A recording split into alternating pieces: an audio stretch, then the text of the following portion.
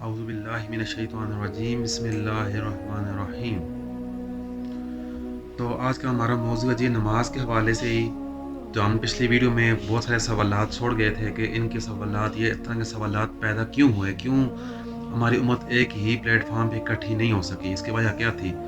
تو تمام مسلمانوں کا اس بات پر اتفاق ہے کہ سب اعمال میں سے بہترین عمل جو ہے وہ نماز کا ہے، اور اس کی اہمیت جو ہے وہ قرآن مجید میں ہے۔ سورہ روم میں آیت نمبر 31 میں لکھا ہوا ہے کہ نماز قائم کرتے رہو اور مشرک نہ بن جاؤ۔ تو پھر اس اسلامی حکم سے کون واقف نہیں ہے کہ جس نے نماز کو ترک کیا گویا اس نے کفر کیا۔ اور اس کے علاوہ ایک حدیث بھی ہے، شیعہ سنی دونوں کتابوں میں جو ہے فرمان پیغمبر ہے، لوگوں کے اعمال میں سے قیامت والے دن سب سے پہلا حساب جو ہے وہ نماز کے بارے میں کیا جائے گا، کیونکہ نماز جو ہے وہ امت کی وحدت کی علامت ہے، کیونکہ یہ چیز نماز فرض ہو گئی ہے اور یہ قیامت تک فرض رہے گی۔ اس لیے ضروری تھا کہ تمام امت یہ عبادت ایک ہی طریقے سے کریں جس کا حکم دیا گیا ہے۔ ابو داؤد میں ابن عباس سے روایت ہے کہ نبی علیہ السلام نے فرمایا ہے کہ خانہ کعبہ میں حضرت جبرائیل علیہ السلام نے میری امامت کی، مجھے ظہر کی نماز پڑھائی، مجھے عصر کی نماز پڑھائی، مجھے مغرب کی نماز پڑھائی، عشاء کی نماز پڑھائی، فجر کی نماز پڑھائی۔ اہل حدیث مصنف ڈاکٹر شفیق الرحمان صاحب اپنی کتاب نماز نبوی میں صفحہ نمبر 52 اس میں یہ حدیث نقل کرتے ہوئے لکھتے ہیں کہ نماز کا درجہ اتنا بلند اور اس کی اہمیت اللہ تعالیٰ کے نزدیک اتنی اعلیٰ ہے۔ اللہ تعالیٰ نے امت کے لیے، امت کی تعلیم کے لیے حضرت جبرائیل علیہ السلام کو ہمارے نبی علیہ السلام کے پاس بھیجا۔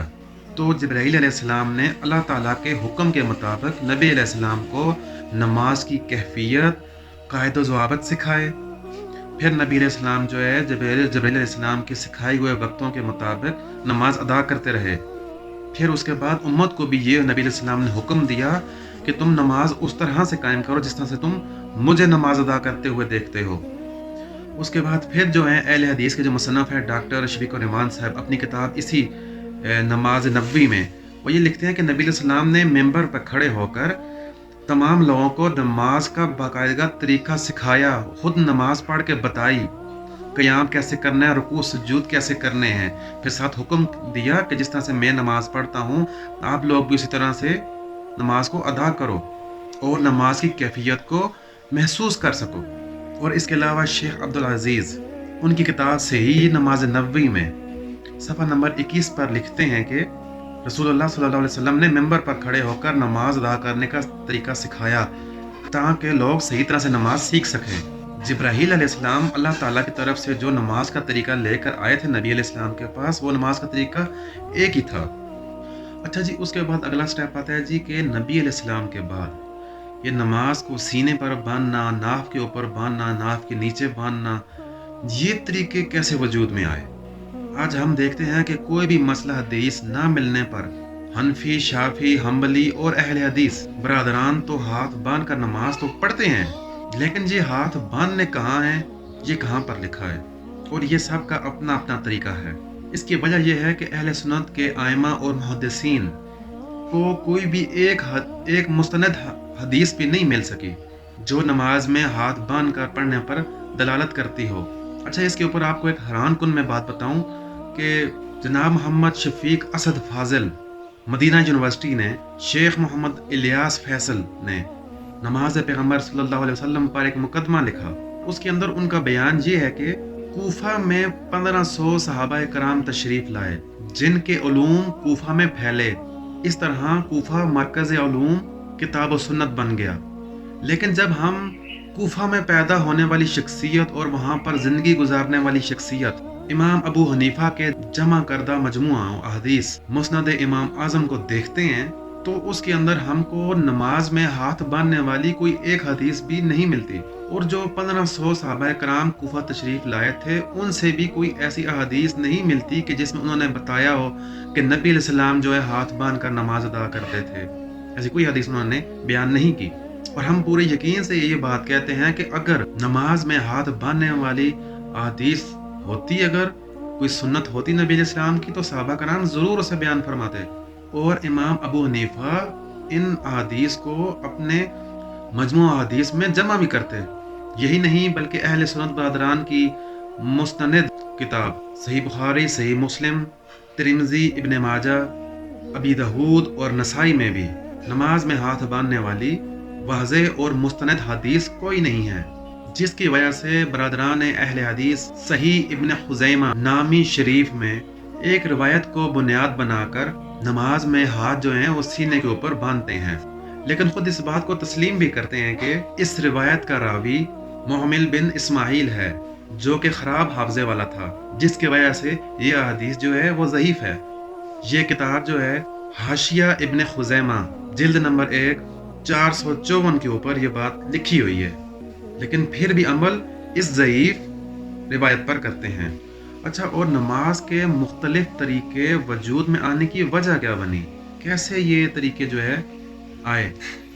हम पूरी ज़िम्मेदारी के साथ इस नतीजे के ऊपर पहुँचते हैं कि उम्मत मुसलमा अगर नबी अलैहिस्सलाम के बताए हुए तरीके यानी कुरान और इतरत से वाबस्ता रहती तो तकरीबन नमाज जैसे रोज़मर्रा के इख्तलाफात पैदा ना होते, ना उम्मत इस चीज़ का शिकार होती। नबी अलैहिस्सलाम के बाद कुरान और सुन्नत और उनकी इतरत को हासिल कैसे किया जा सकता था? नबी अलैहिस्सलाम की ये दिली ख्वाहिश थी कि मेरे बाद मेरी जो उम्मत है वो उसकी जो वहदत है वो कायम रहे हमेशा। इसलिए आप अलैहिस्सलाम ने अपनी उम्मत को क़यामत तक आने वाली सारी उम्मत को नसीहत और वसीयत फरमा दी, जिसको हदीस सकलैन कहा जाता है। सही मुस्लिम और जामिया तिरमिज़ी और दीगर जो अहादीस की कुतुब हैं उनमें नबी अलैहिस्सलाम की ये अहादीस दर्ज की गई है कि जिसमें नबी अलैहिस्सलाम ने उनके जाने के बाद अपनी उम्मत को जिस तरफ रुजू करने का हुक्म दिया है वो मौजूद हैं। और इस अहादीस को बड़े बड़े अहले सुन्नत उलमा और अहले हदीस उलमा जो हैं इस हदीस को तस्लीम करते हैं और इस चीज़ को अपनी कुतुब में भी उन्होंने नकल किया हुआ है। मसलन जो है अहले हदीस के जो मुसन्नफ़ हैं शाह इस्माइल शहीद, उन्होंने अपनी किताब अज़मत व सहाबा व अहले बैत में ये अहादीस लिखी हुई है, जिसमें नबी अलैहिस्सलाम ने सहाबा इकराम के अलावा अपनी बाकी उम्मत को ये पैगाम दिया है कि मैं तुम लोगों के दरमियान दो बड़ी चीज़ें छोड़ के जा रहा हूँ,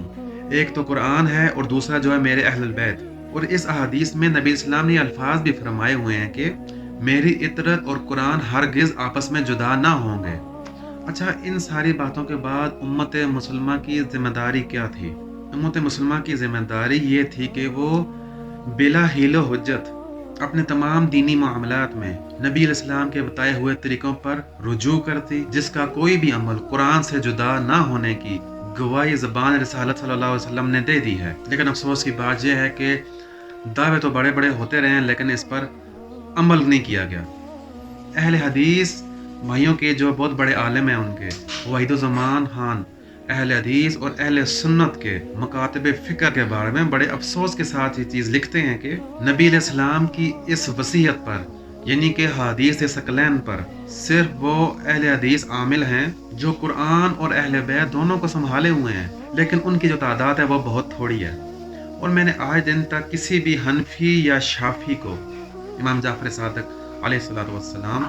या फिर इमाम मोहम्मद बाकर अलैहिस्सलातु वस्सलाम या फिर जो दीगर आइमा इकराम हैं उनके अक़वाल को तलाश करें या फिर जो है उनके बताए हुए तरीक़ों पर अमल कर सकें। और इसी बारे में वहीदुज़्ज़मान खान जो है वो ये चीज़ लिखते हैं कि अगर कोई खुदा का बंदा अहले बैत के अक़वाल और अफ़आल को जमा करे या उन पर या फिर उनके इत्तेदाद पर चले तो उसको शिया कहते हैं। तो क्या खूब कि अगर यही तशी हैं तो अल्लाह हमको अहले तशी ही मारें, ये उनके अल्फाज हैं। फिर थोड़ा आगे चल के वो दोबारा ये चीज़ लिखते हैं कि सच्चे सुन्नी वही हैं जो कि अल्लाह ताला की किताब के ऊपर चलते हैं, फिर अहले बैत के अफ़आल व अक़वाल पर और इत्तेदाद पर मुकद्दम रहते हैं या मुकद्दम रखते हैं। फिर कहा गया कि अगर सहाबा भी किसी मसले के ऊपर अगर मुख्तलिफ उनकी राय हो ना तो फिर जो है हज़रत मौला अली का कौल जो है वो इख्तियार करते हैं, क्योंकि अमीरुल मोमिनीन को दोहरी फजीलत हासिल है, यानी कि सहाबी भी हैं और अहले बैत में से भी हैं, यानी कि असहाबे कसा में से भी हैं। ये तो था हमारा थोड़ा सा आज का एक छोटा सा मौजू नमाज के बारे में। कुछ अहले हदीस और कुछ अहले सुन्नत के जो बरादरान के जो उलमा इकराम हैं जो कुछ उन्होंने अपनी किताबों में ये चीज़ें लिखी हुई हैं, लेकिन उम्मत जो है अफसोस के साथ इस बात से महरूम रह गई है। کہ ہماری کتابوں میں کیا لکھا ہوا ہے یا ہم کو بتایا کیا جا رہا ہے، ہم چل کس راستے پہ رہے ہیں، اللہ اور اس کے نبی نے کیا حکم دیا ہے، اہل بیت کے کیا حکم ہیں۔ لیکن افسوس کی بات ہے کہ ہم ان چیزوں سے ہٹ گئے ہیں۔ تو اللہ پاک جو ہم سب کو محمد آل محمد اور اللہ پاک کے بتائے ہوئے قرآن و حدیث کے مطابق ان طریقوں پر عمل کرنے کی توفیق عطا فرمائے۔ تو انشاءاللہ ملتے ہیں جی دوبارہ، مزید اس موضوع کا ہم اوپر بات کریں گے، کیونکہ جو سوالات میں نے کافی سارے آپ کو گنوائے تھے ان کے اوپر ہم مزید بات کریں گے آگے جا کے، لیکن میں ایک تھوڑی کوشش یہ ہوتی ہے کہ ویڈیو زیادہ لمبی نہ ہو جائے، تو اس لیے انشاءاللہ ایک نیکسٹ ویڈیو میں آپ کو ملتے ہیں، مزید انہی باتوں کو آگے لے کے چلیں گے ہم کہ اہل حدیث کے جو علماء ہیں، جو اہل سنت کے جو علماء ہیں، وہ اپنی کتابات میں جو ہے کیا لکھتے ہیں۔ تو چلیں جی، تب تک کے لیے اجازت دیجیے، اللہ حافظ، السلام علیکم۔